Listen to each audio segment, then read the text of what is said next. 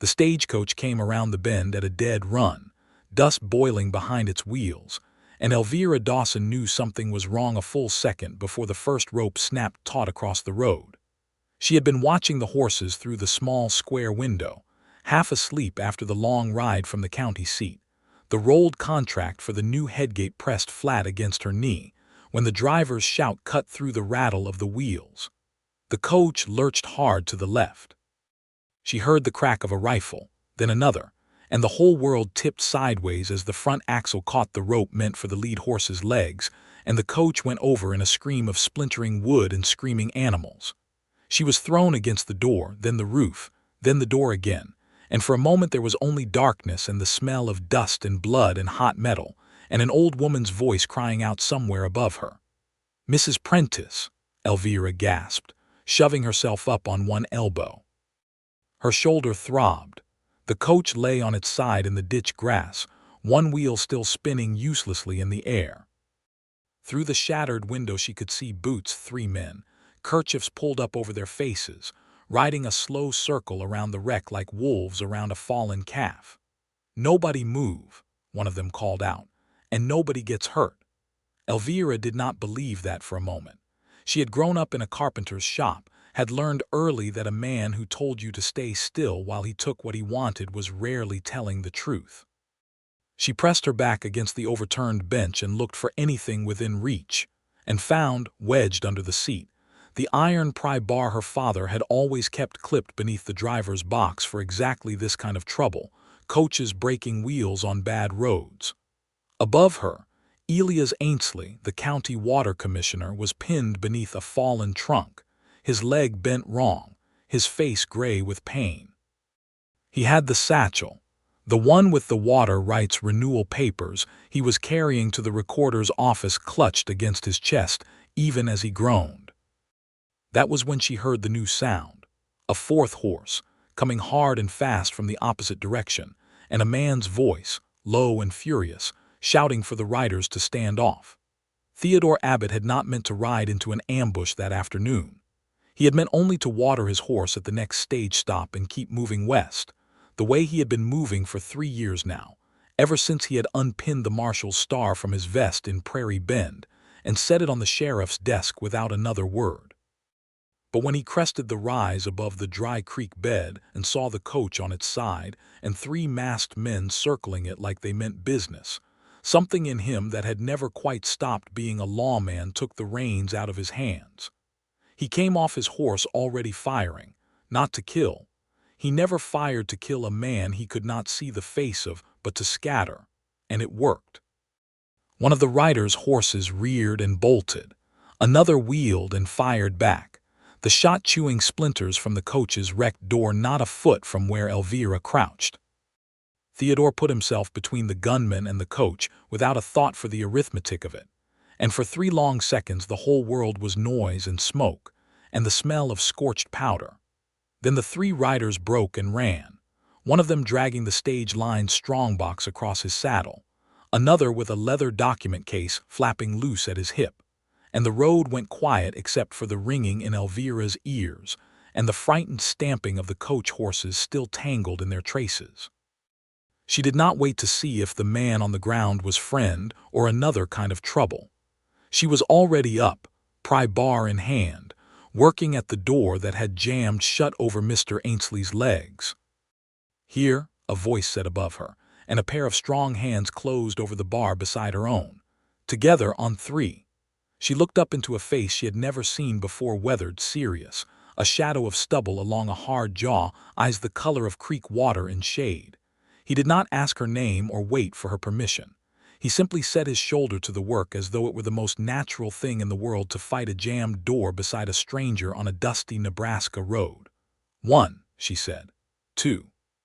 3, the door groaned and gave, and between them they hauled it back on its one remaining hinge. Elvira crawled inside first, because she was smaller and could reach the trunk pinning Ainsley's leg, and the stranger reached past her to take the old man's weight onto his own shoulders and drag him free, gentle as if he were made of glass. "Mrs. Prentice next," Elvira said, already turning back into the wreck. "I've got the driver," the stranger answered, already moving toward the front of the coach, where the old man who had held the reins lay half-conscious in the wheel ruts, blood matting his gray hair. They worked like that for the better part of 10 frantic minutes, the two of them, without a single wasted word between them, passing bandages torn from a petticoat, bracing a broken axle with a fence rail so the coach would not roll further, calming the horses enough to get them cut loose from the wreckage. By the time it was done, and the 4 survivors lay or sat in whatever shade the overturned coach could offer, Elvira Dawson realized she had not once had to explain herself to this man, had not once been told to step back and let him handle it. He had simply seen what needed doing and trusted her to do her part of it. "Theodore Abbott," he said finally, wiping his hands on his trousers as he crouched beside her in the ditch grass. "I was riding for Larkspur Crossing when I saw the dust." "Elvira Dawson," she said, "I live there. I build things." Something that was almost a smile moved across his face there and gone. "Looks like you know how to take one apart too when the occasion calls for it." "The occasion called for it," she said, and looked down the empty road where the 3 riders had long since vanished into the heat shimmer of the drought-cracked prairie, and felt, for the first time since the ambush began, a slow chill crawl up the back of her neck that had nothing to do with fear of what had already happened, and everything to do with wondering what it would cost later, that a stranger's fast hands had saved 4 lives on the Larkspur Road. The town gave Theodore Abbott a hero's welcome that first evening, the kind of welcome a dusty little stage-stop town gives rarely and remembers for years. Women brought him pie he had not asked for. Men who had never laid eyes on him shook his hand at the mercantile counter and told him he had grit. Sheriff Wade Nolan, a heavy-set man with tired eyes and a badge that seemed always a size too small for the weight it carried in a town like Larkspur Crossing, took his statement in the jailhouse office and thanked him twice for staying to give it, since most drifters, Nolan said, would have kept riding. "Didn't seem right to leave folks bleeding in a ditch," Theodore said simply, and Nolan had nodded like that settled something he had been wondering about. Elias Ainsley, his leg splinted by the town doctor and his color coming back with a cup of strong coffee, was the only one who seemed more troubled than grateful. He kept his hand pressed to the empty satchel at his side, and when Elvira came to see him that evening, he caught her wrist with surprising strength. "They took the renewal papers," he said. "The old agreement, the fair one, signed back in '71. Splitting Spring Creek water even between the Colton and Whitfield spreads regardless of who's upstream in a dry year. I was carrying it to the recorder to have it refiled before the term lapsed next month. Without that paper on record, Miss Dawson, whoever controls that ditch come renewal time gets to write new terms. And in a summer like this one, with the creek down to a trickle and both ranches watching each other like hawks over every bucket, that paper was the only thing standing between a fair split and a war." Elvira felt the chill again, sharper this time. Who would want that paper gone? Ainsley's eyes slid, just for a moment, toward the window that looked out on Pruitt's Freight and Mercantile, the largest building on the street, its false front freshly painted white, while half the town's barns stood gray and cracked from the drought. "I would not like to say a name I cannot prove," he said carefully, "but I would advise you, when you build that new headgate for the county, to build it so that no man's hand but the water commissioner's can alter its settings. Build it honest, Miss Dawson. There are men in this town who would pay well for it to be built otherwise." She thought of that warning for a long time after she left his bedside, and she thought, too, of the calm, capable stranger who had asked for nothing. Not the reward money the stage line offered, not even a proper meal, only a room at the boarding house and a chance to rest his horse before moving on. She found herself hoping, in a way that surprised her, that he would not move on too quickly. The Headgate project had been Elvira's for 3 months, ever since the county commissioners, at Ainsley's insistence, had accepted her bid over 2 men's Otis Craft, whose work she knew to be sloppy, and a cousin of Sela's Pruitt's, whose bid had been suspiciously low and whose plans, she suspected, would have quietly favored one ranch's ditch gate over the others. She had inherited the tools and the trade from her father, Hiram Dawson, who had built half the building standing in Larkspur Crossing before consumption took him 2 summers past, and she had spent every day since proving to a town that did not quite believe a woman's hands could hold a level true that hers could. It had not been easy. Men who would gladly hire her to plane a door or mend a wagon bed balked at the idea of a woman directing a crew on county work that touched the raw nerve of water in the driest summer anyone could remember. Prout, who held notes on half the ranch hands in the valley through his mercantile's credit ledger, had a quiet way of discouraging men from taking day work under her that never showed itself as a direct order, only as a series of men suddenly too busy, too worried about their own drying wells, too uneasy about what the Coltons or the Whitfields might think if they were seen helping build the very structure that would decide the water fight. So it was that, on the 3rd morning after the ambush, Elvira found herself alone at the creek site with a wagon load of milled lumber, a set of plans rolled under her arm, and no crew at all, when Theodore Abbott rode up on the same lean bay gelding he had ridden into the ambush 3 days before. "Heard in town you were short-handed," he said, swinging down. "Heard, too, that a fair number of grown men in this valley are afraid of a mercantile owner's bad opinion. Seemed to me somebody ought to be embarrassed about that besides you." "I don't need charity," Elvira said, though not unkindly, setting down the level she had been fussing with. "Good," Theodore said, "because I'm not offering any. I'm offering a strong back and a fair wage, same as any hired man, until my horse throws a shoe worth waiting on and I decide which direction to point him next." He looked at the half-framed headgate structure rising crook-tangled out of the dry creek bed, the cottonwood posts she had set the day before still raw and pale.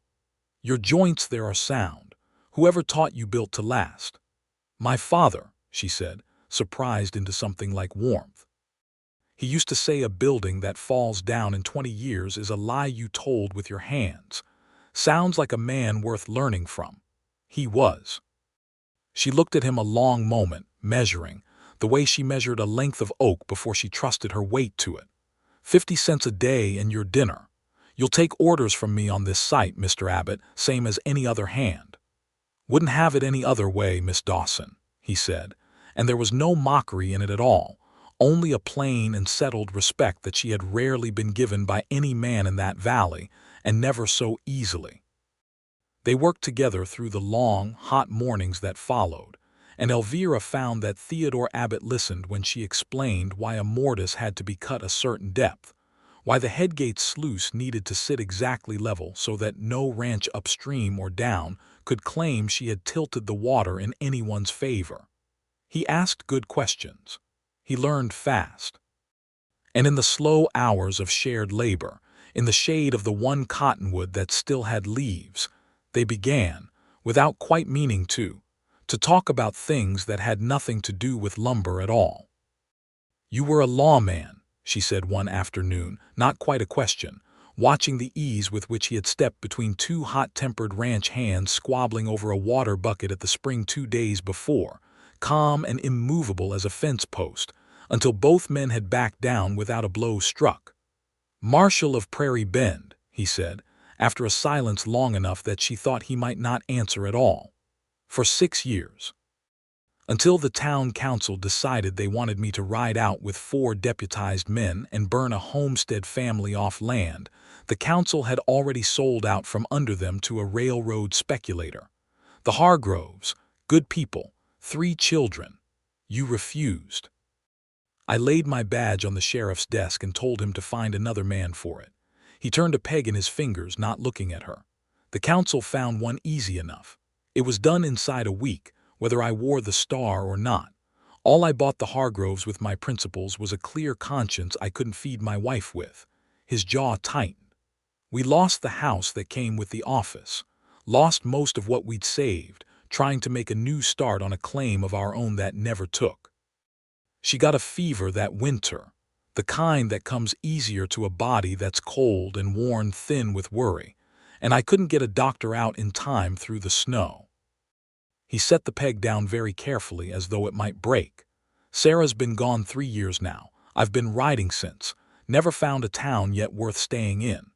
Elvira did not say she was sorry, because she had learned from her own grief that the words rarely helped, and instead she said, "Your conscience was worth something, even if it didn't pay the doctor's bill."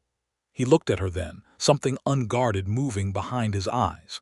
"That's the first time anyone's told me that in 3 years."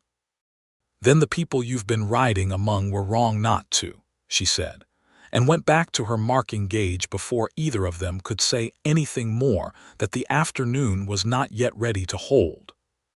The trouble came on the 6th day, riding into town on the same afternoon train that brought the mail.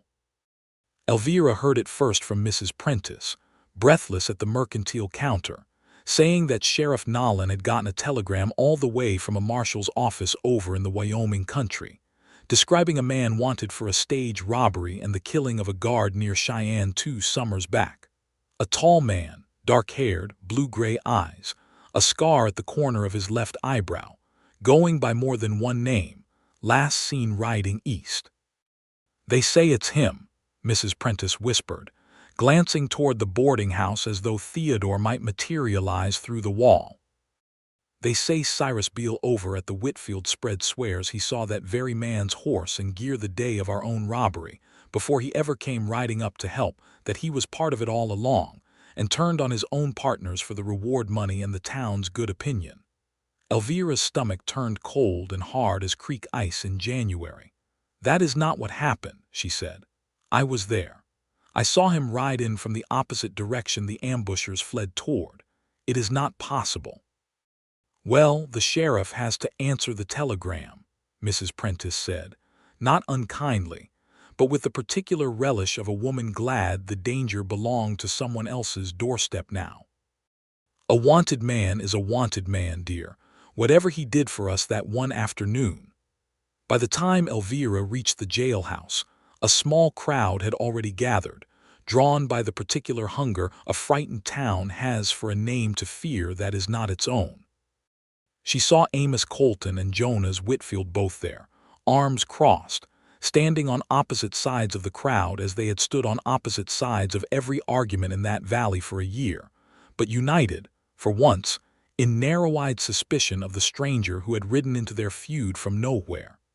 Sheriff Nolan stood on the jailhouse steps with the telegram in his hand, looking as though he would rather have been anywhere else in Nebraska. "Mr. Abbott," he called toward the boarding house, where Theodore had just stepped out onto the porch, his hat in his hand, his face already gone still and watchful in the particular way of a man who has been the subject of a mob's attention before and knows exactly how fast such things can turn. "I've got a telegram here I need you to answer to." "Then let me answer it," Theodore said, coming down the steps without hurry, without any sign of the fear the crowd plainly wanted to see in him. "Read it to me plain, Sheriff, in front of these folks, and I'll tell you where I was on every day it claims." But the crowd did not want to hear an answer nearly so much as it wanted to have already decided, and Elvira, pushing her way to the front of it, felt for the first time in her life the particular helpless fury of watching good sense drown beneath the noise of frightened people who had found, at last, someone safe to be afraid of. "He was helping build my headgate the day this crime supposedly happened 2 summers back in Wyoming," she called out, loud enough to cut through the murmuring. "He has been in this valley 6 days, and every soul here saw him ride toward that ambush, not away from it. Cyrus Beale's word against 4 eyewitnesses who watched this man save their lives is not evidence. It is spite, or it is payment, and either way it is a lie." A few heads turned her way, more curious than convinced. Jonas Whitfield spat into the dust. "Easy for a woman to defend a handsome stranger's word over a man from the Whitfield spread," he said, not quite looking at her. "Maybe you've got reasons of your own to want him believed, Miss Dawson, that have nothing to do with the truth of it." The insult landed exactly where it was meant to, and Elvira felt her face go hot, but she did not step back. "I have reasons that have everything to do with the truth of it," she said. I was in that coach. I owe this man my life and Mr. Ainsley's both, and I will not stand in this street and watch this town repay him with a rope for it." Sheriff Nolan, to his credit, held up a hand before the murmuring could rise to something uglier. "There'll be no rope raised in my town today," he said, with more steel in his voice than Elvira had ever heard from him. "But there is a telegram and a formal complaint filed against this man in another territory, and by the law I am obliged to hold him for it until it can be sorted proper through the courts. Mr. Abbott, I'll ask you to come along peaceable, and we will get this straightened out the right way." Theodore's eyes found Elvira's for one long moment across the crowd, and in them she read not fear but something like an apology, as though he were sorry to be causing her this trouble, sorry to have brought this storm down over her headgate and her town and her hard one standing among these people. Then he looked back to Nolan and said, quiet and even, "I'll come along, Sheriff. But I'll tell you now plain, so it's on the record, I have never in my life ridden through the Wyoming country, and I have never taken a dollar that wasn't earned. Whoever sent that telegram is either mistaken or lying, and I mean to find out which." He went with Nolan without a struggle, and the crowd, robbed of the violence it had half hoped for, broke slowly into knots of muttering and drifted back toward the mercantile, where Silas Prout stood in his doorway watching the whole scene with his arms folded and an expression of grave, sorrowful concern that did not, Elvira noticed, quite reach his eyes. She went to the jailhouse that evening after the crowd had thinned, and found Nolan sitting at his desk with the telegram spread before him, rubbing his eyes. "I don't like this, Miss Dawson," he admitted, more honest with her alone than he had been able to be in front of the street. "The wording of it is off. A proper wanted notice from a territorial marshal's office carries a case number, a filing date, a magistrate's name for the warrant behind it. This has none of that. It reads more like a private letter dressed up to look official than a lawman's telegram. Then why hold him at all?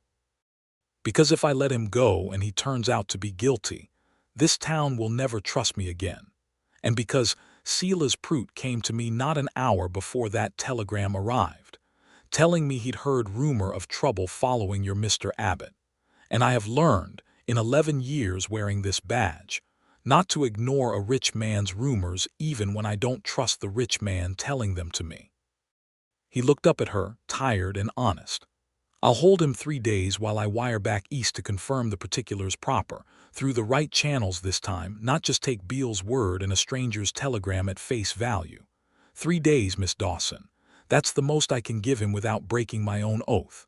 It was not much, but it was, Elvira thought as she walked home beneath a sky gone orange with dust and drought, a door left open a crack, and she meant to use every hour of it. She spent the first of those 3 days at Elias Ainsley's bedside, and it was there, going over his account of the ambush a third and fourth time, that she found the thread she needed. "There was a boot," Ainsley said slowly, his eyes closed, working back through the memory the way a man works a splinter free.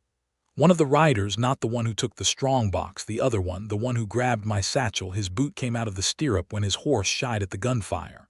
I saw the spur plain just for a second. Fancy brass work, a rowel shaped like a sunburst. I remember thinking it an odd extravagance for a common road agent." Elvira sat very still. "I have seen that spur," she said slowly. "In Prout's mercantile, in a locked glass case behind the counter, ordered special from a saddler in Omaha. He sells them dear, and I know of only 3 men in this valley who have ever bought a pair, because I built the display case myself last spring, and he told me so with some pride at the time." She stood so fast her chair scraped the floor. "Mr. Ainsley, do you remember which of those 3 men it might have been? Cyrus Beale works for the Whitfields. Did he wear such spurs before the ambush?" Ainsley's eyes opened, sharp now despite the pain in them. "I could not swear to a name in a court of law from memory alone, Miss Dawson, but I can swear to what I saw, and I will say it to any magistrate who asks me, sworn on the Bible if need be." It was not enough, alone, to clear Theodore's name. But it was a thread, and threads, Elvira knew from long practice at her father's bench, could be followed to the whole cloth if a person had the patience to pull gently and not snap them. She went to the mercantile that same afternoon, on the pretense of buying nails, and asked Prute's clerk, a nervous young man named Latham who flinched whenever the storeroom door swung open, whether the fancy brass spurs in the glass case had sold well. "Only ever sold 3 pair, ma'am," Latham said, glancing toward the back room. "Mr. Prute keeps careful account of everything sold on credit against a man's note, on account of the drought making cash so scarce this year. He has it all wrote down in the big ledger, every sale, every man's debt." He lowered his voice. "I would not go asking to see that ledger, ma'am, if I were you. Mr. Prute does not care for folks poking at his books." "Why ever not?" Elvira asked, as innocently as she could manage, her heart beating hard. Latham only shook his head and busied himself with the nail bins, and said nothing more. But the fear in his face told her more plainly than words could have that there was something in that ledger worth being afraid of. It was 2 evenings later, with Theodore's 3rd day of grace nearly spent, and no clean proof yet in hand to lay before Sheriff Nolan, that a stranger rode into Larkspur crossing on a tired horse, and asked at the boarding house for a man named Theodore Abbott. Elvira was there when he arrived, having come to bring Nolan the little she had gathered so far, and she watched the newcomer's face, younger than Theodore, fair where he was dark, but with something familiar in the set of the jaw, go hard and strange, when he learned that Theodore was locked in the jailhouse on suspicion of murder. "My name is Wallace Kirby," the young man said, when Elvira, unable to help herself, asked who he was and what business he had with a man in Theodore's trouble. "Sarah Abbott was my sister." He said the name like a stone dropped into still water, watching for the ripples it made in Elvira's face, and she understood with a small cold shock that he had come not out of concern for Theodore's innocence, but out of some older grievance entirely. "I am sorry for your loss," she said carefully. "Are you?" Kirby's eyes swept over her, not unkindly, but with a bitterness that had clearly been carried a long way. "I heard talk, riding through the last town, that Theodore Abbott had taken up with a woman in Larkspur Crossing, building headgates alongside him, bold as you please, only 6 weeks after some other fool telegram named him for trouble. I came to see for myself whether the man who let my sister die in a cold cabin while he chased his conscience across the territory has found himself so comfortable so soon that he has already forgotten her." The words struck harder than Elvira wanted to admit, because they touched a fear she had been carrying, unnamed, since the first afternoon she had watched Theodore's face go soft and sad talking about a wife 3 years gone. She did not want to be a woman measured against a memory and found wanting. She had spent 2 years since her father's death proving her own worth on her own merits. She did not intend to spend whatever came next competing with a ghost for a place in a man's heart. "I have not asked him to forget her," she said, more steadily than she felt, "and I would not think much of him if he had. But I will tell you, Mr. Kirby, that whatever grief you are carrying against him, it is not evidence of the crime he stands accused of tonight, and if you have come only to wound him rather than to help him, I would ask you to take your grief elsewhere until this town has settled whether an innocent man is about to be hanged for something he never did." Kirby's jaw worked, and for a moment she thought he might turn and ride away without another word. Instead he said, quieter, "He was a good marshal. I'll say that much for him, whatever else I think. If you truly believe him innocent of this Wyoming business, I'll not stand in the way of proving it. But I'd think careful, Miss Dawson, before you give your heart to a man who has already buried one wife's happiness beneath his own hard conscience. He may do the same to yours." She did not answer that, because she did not yet know the answer, and she left him standing in the dusk outside the boarding house and walked to the jailhouse with her chest tight and her thoughts in a tangle she could not yet unpick. Nolan let her in to see Theodore for a quarter hour, as he had each of the 3 evenings, and she told him everything: the spur, Ainsley's testimony, Latham's fear of the ledger. And because she could not keep it inside her any longer, Wallace Kirby's arrival and the accusation he had laid at her feet. Theodore was quiet a long moment after she finished, sitting on the narrow cell cot with his forearms on his knees, and when he spoke his voice was rough in a way she had not heard from him before. "Wallace isn't wrong that I loved Sarah," he said. "I did, with everything I had in me at 26 years old, and I have spent 3 years since telling myself I would never let another living soul close enough to be hurt the way she was hurt by my choices. I told myself that was honoring her memory. I'm beginning to think it was only cowardice wearing honor's clothes." He looked up at Elvira through the bars, and there was nothing guarded left in his face at all. "You are not a smaller version of what I had with Sarah, Elvira. You are not a replacement for anything.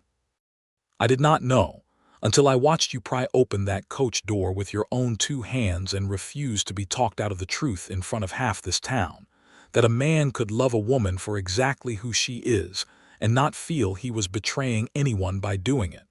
I am not comparing you to her. I have stopped comparing anything to her. I am only asking you not to let Wallace's grief talk you out of something that is only just beginning to be real." Elvira stood very still, her hand curled around the cold iron bar between them, and felt something in her chest that had been braced tight for weeks finally loosen.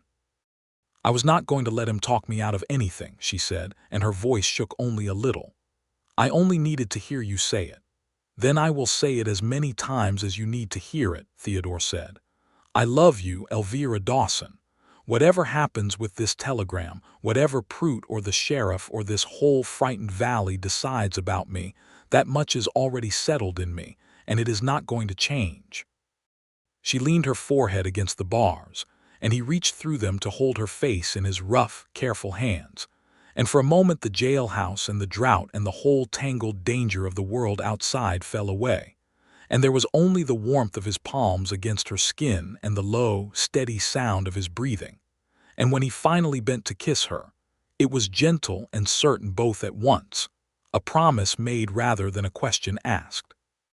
It was Latham, of all people, who broke the standoff 2 mornings later, slipping into Elvira's workshop with his hat crushed in both hands and his young face pale with the particular terror of a man about to do something braver than he believed himself capable of.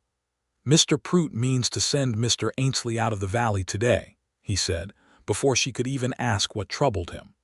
"The morning train to the capital." He told 2 of the hands, Cyrus Beale and a man named Fitch, to see Mr. Ainsley safe onto the cars, real solicitous-like, on account of his legs still being weak. But I heard him tell them private in the back room that Ainsley's memory was getting too sharp for comfort, and that a man with a bad leg could easily take a bad fall between the platform and the steps of a moving train and no one the wiser for it. Latham's voice cracked. "I don't want no part of a killing, Miss Dawson. I have kept his books 3 years and never asked what half the numbers meant, and I am done not asking." Elvira's blood went cold and then, just as fast, hot with purpose. "Does Mr. Ainsley still have the letter, the one you told me about, where Mr. Prout writes out sums against both ranches' notes in his own hand?" "He keeps a second ledger," Latham said. "Not the store accounts. A private one, where he tracks every note he's bought up quiet against both the Colton and the Whitfield places, and a page where he drafted out, in his own hand before he ever sent it to the telegraph office, the very wording of that Wyoming warrant telegram, practicing the language of it like a man rehearsing a lie he means to tell well. I have seen it. I did not understand what I was looking at until I heard him talking last night about the train." "Latham," Elvira said, already reaching for her coat, "can you get that ledger out of the store without being seen?"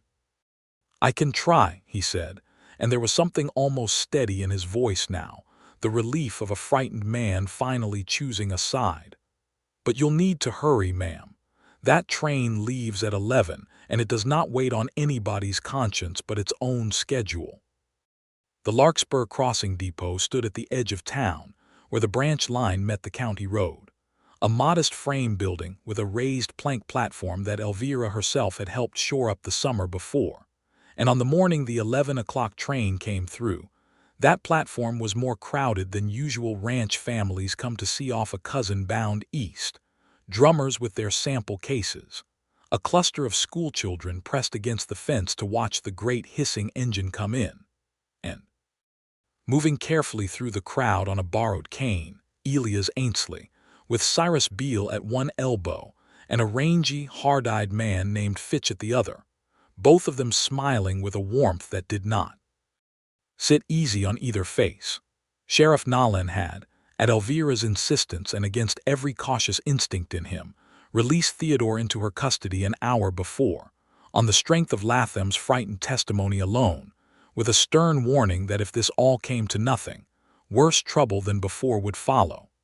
Theodore had ridden to the depot at her side with his hat pulled low, a wanted man walking willingly into the most public place in the county because there was no other way to save Ainsley's life in time. There, Elvira breathed, spotting the little party moving along the platform toward the passenger car steps. Theodore, that's him. That's Beale, and I don't know the other. Fitch, Theodore said grimly. I heard Nolan's deputy mention that name.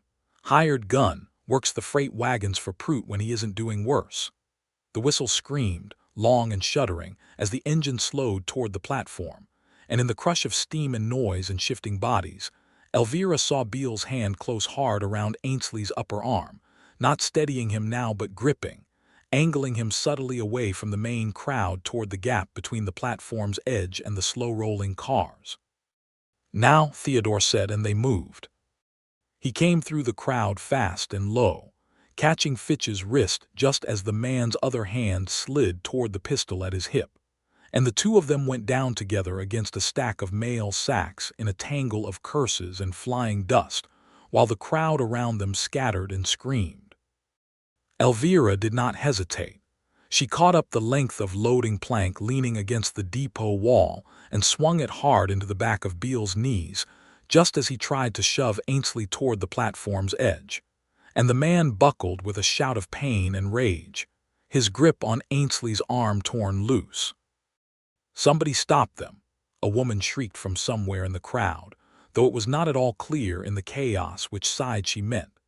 Ainsley, unbalanced but no longer restrained, caught himself hard against a baggage cart, his satchel the same one, Elvira realized, that he must have insisted on carrying back into use, containing his rewritten deposition and the notes on the brass spur swinging wildly from his shoulder. Beale, scrambling up with fury twisting his face, lunged for it, and Elvira threw herself between them without a second thought, catching the strap in both hands and hauling backward with every ounce of strength 2 years of carpenter's work had put into her arms. Let go of it, Beale snarled, wrenching hard enough that she stumbled, but she did not let go, and in the next instant Theodore was there, having left Fitch sprawled and disarmed on the platform boards behind him, and his fist connected with Beale's jaw in a single clean blow that dropped the man where he stood.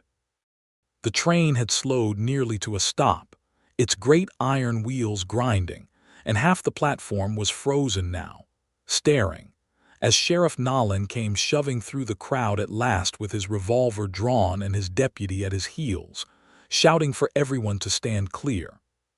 He tried to kill me, Ainsley said, loud enough to carry over the dying hiss of the engine's brakes, pointing a shaking finger at Beale, who lay groaning against the platform boards with Fitch cursing beside him under Theodore's boot. Both of them, on Silas Prout's order. I heard him say it plain in the store 2 nights past. That is a lie, came a new voice, cold and furious, and Elvira turned to see Silas Prout himself pushing through the gathered crowd, his usually smooth face gone tight and pale. This is exactly the kind of desperate slander a man wanted for murder would concoct to save his own neck, Sheriff, and I am shocked that you would let him drag a respected businessman's name into it. He is not the one who is wanted, Mr. Prout, Elvira said, still catching her breath, still holding Ainsley's satchel tight against her chest. Latham has your private ledger, the one with the notes on both ranches. The one with the draft of the telegram you sent pretending to be a Wyoming marshal's office. The color drained out of Prout's face so completely and so fast that it was, in its own way, more damning than any ledger could have been, and a low murmur went through the crowd like wind through dry grass. "That is absurd," Prout said, but his voice had lost its certainty, and every eye on that platform, ranch hands and drummers and schoolchildren alike, had turned toward him now instead of toward Theodore. It was Latham, arriving breathless at the edge of the platform with a battered ledger clutched to his chest, who settled the matter beyond argument.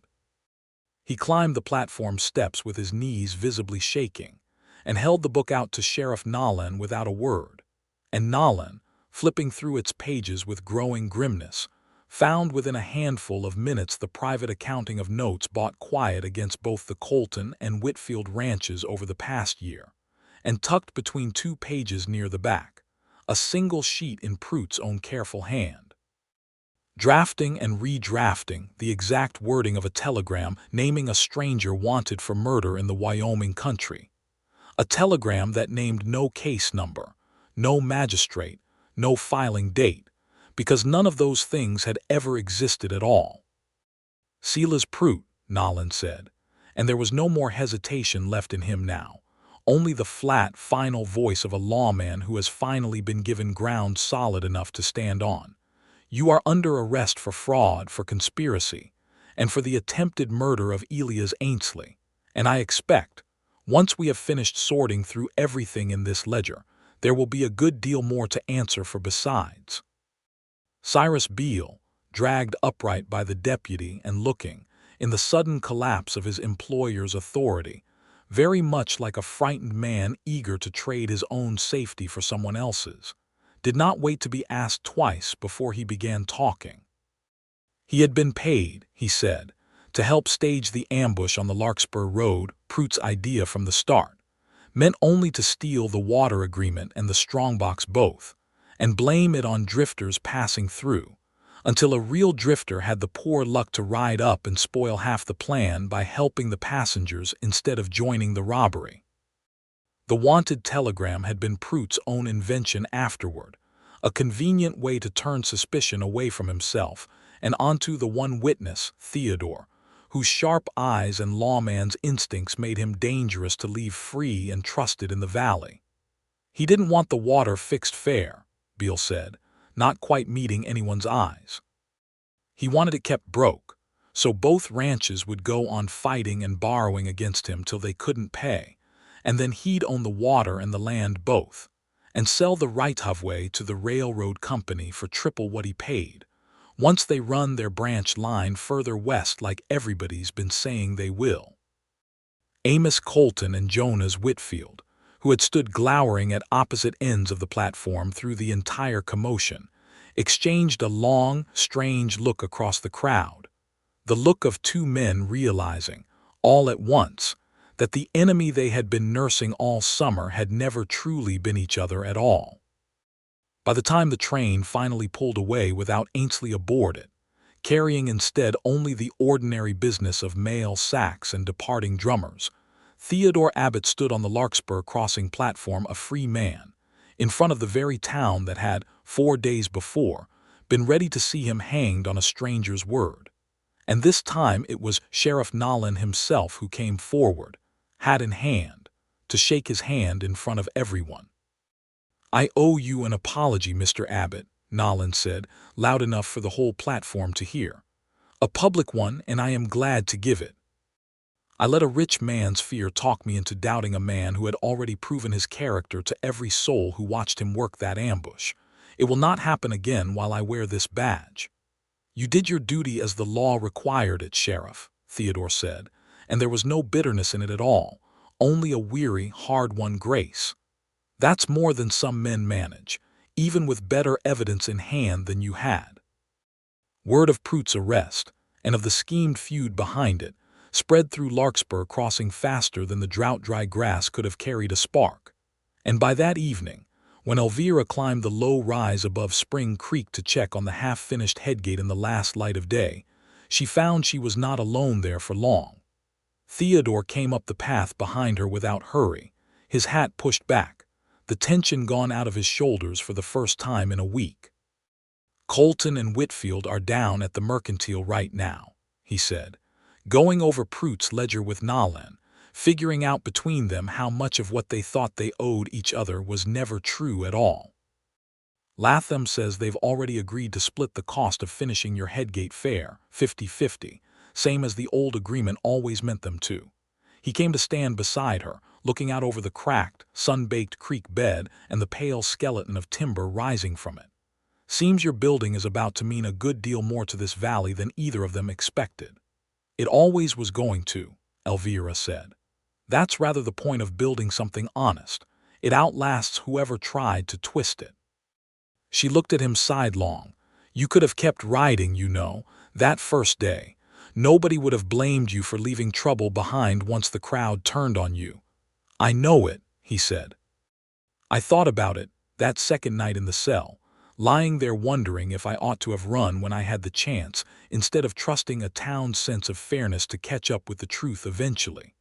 He turned to face her fully, and the last gold light of evening caught the gray in his eyes, warm rather than cold now, the creek-water color of a stream running full instead of drying to dust. But I found I did not want to keep riding away from the one town, and the one person that had finally given me a reason to stop. And Sarah, she asked, because she had promised herself she would not carry Wallace Kirby's warning around unspoken between them any longer. Is there room in you for both, or will I always be measuring myself against a memory neither of us can change? There is room in a man's heart for grief and for love both, side by side, without one crowding out the other, Theodore said, taking her hand between both of his, rough palms and careful fingers. I loved Sarah with the whole heart I had at 26. I love you with the heart I have now, older and slower to trust, and I think, wiser for the losing of things I was not wise enough to hold onto before. You are not her ghost's rival, Elvira. You never were. You are simply the woman I mean to build the rest of my life alongside, the same way you build a Headgate plain and honest and meant to last. She laughed, a little wetly, and pressed her forehead against his chest, and felt his arms come around her, solid and sure, and thought that she had never in her life heard a declaration of love phrased quite so much like a carpenter's blueprint, and had never in her life wanted to hear one more. The weeks that followed brought their own quiet reckonings. Silas Prout, faced with his own ledger's plain testimony and Cyrus Beale's eager confession, offered no defense worth the name at the county hearing held in North Platte, and the judge who heard the case, a stern circuit man with little patience for schemers who preyed on drought-desperate farmers, sentenced him to a long term in the territorial prison, his mercantile and his notes seized and sold off to satisfy the debts he had engineered in the first place. Amos Colton and Jonas Whitfield, chastened by how easily they had let a stranger's greed turn them against each other, signed a new water-sharing agreement before the whole county. This one witnessed and recorded properly, with Elias Ainsley himself presiding, leaning on his cane and beaming like a man who had been given back his purpose in life, along with his health. Elvira finished the Headgate in the last week of August, in a summer so dry that folks still spoke of it, years later, as the driest anyone living could remember, and on the morning the sluice gates were finally raised and Spring Creek's thin, precious water was divided evenly between the two ranches' ditches for the first time in a year, half the valley turned out to watch. Children waded in the new wet mud. Jonas Whitfield's wife cried without any shame at all. And when the county commissioner called Elvira Dawson up before the crowd to say a word about the structure she had built, her voice did not shake at all, though her heart was hammering fit to burst. My father used to tell me that a building that falls down in 20 years is a lie you told with your hands, she said. I built this one to outlast every man who ever tried to bend this water toward his own greed instead of this valley's fairness. I believe it will. The applause that followed was not loud.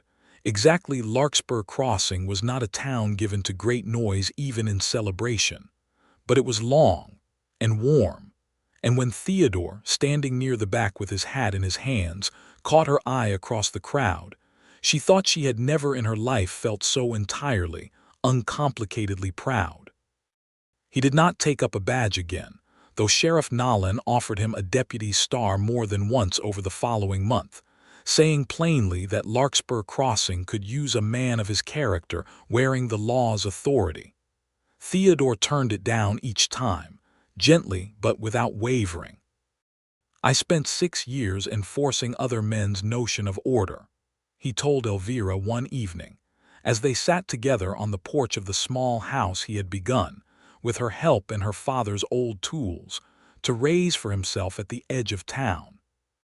"I would rather spend whatever years I have left building something with my own 2 hands, the way you do, than take up wearing somebody else's authority again and hoping it stays honest." He glanced at her, a little rueful.